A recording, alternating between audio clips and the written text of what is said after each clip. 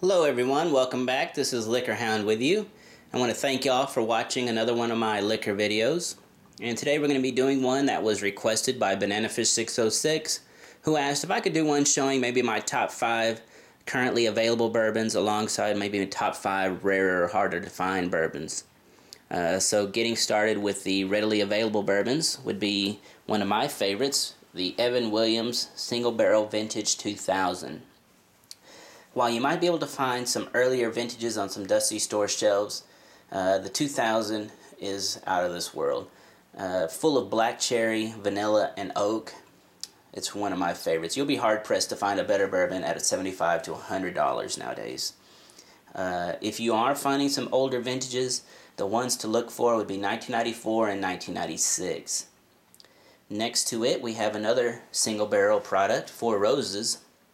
My only complaint with the Four Roses is I find that there is pretty good little discrepancy from bottle to bottle.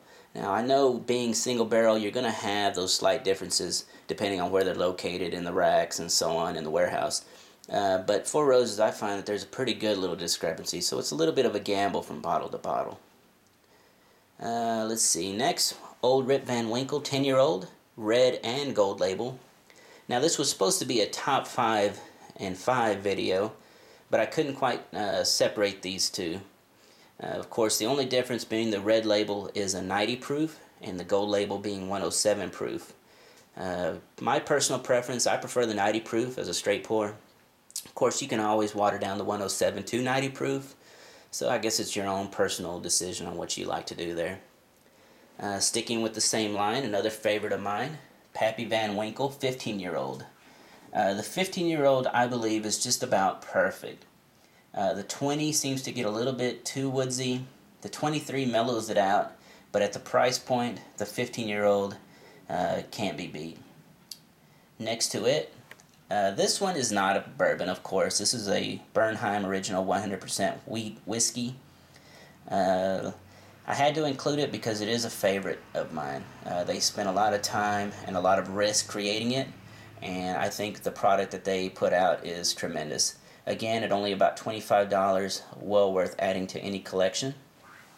Let's see, moving on to the rare and hard to find bottles.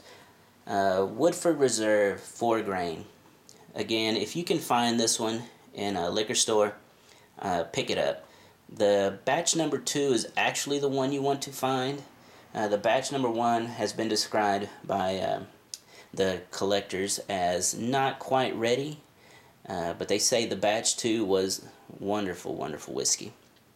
Next to it, Old Charter Proprietor's Reserve.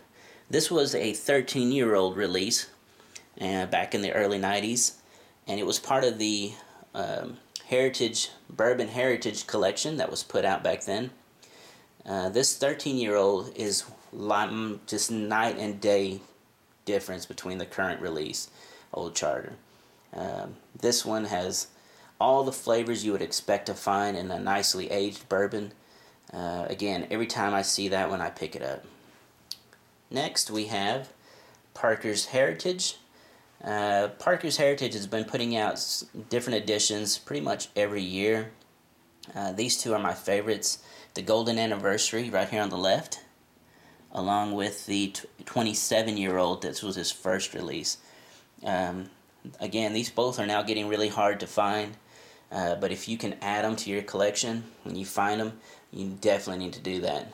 I think the ratings, according to the 2010 Whiskey Bible, was the Golden Anniversary got a 96.5, and the Parker's 27-year-old got a 93.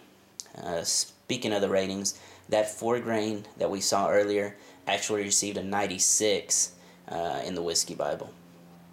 Moving along, Cabin Still. This one again is very, very difficult to find. Now they still release it nowadays. I believe it's Buffalo Trace that's putting it out. But as you can see, this is a tax stamp bottle. And the tax stamp bottle puts it back at the Setzel Weller distillery. Back in that day, Setzel Weller was creating, of course, W.L. Weller. They were creating Old Fitzgerald and Rebel Yell, along with this Cabin Still. course, Setzel Weller being gone now is highly, highly collectible. So if you can find any of these or those that I mentioned, pick them up. And then last but not least, my Sazerac 18-year-old. I've only been able to find this one bottle in all my searching. So this one is this is number one on my list, I believe.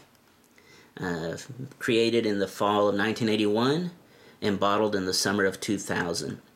It was the first year that they actually found those old barrels of 18-year-old Sazerac and decided to bottle them. So again, that's going to be it for this short video. Hope y'all have some luck out there with some of those rarer ones. And if not, I hope you can definitely find the ones that are currently available. So again, thank y'all for watching, and everybody take care.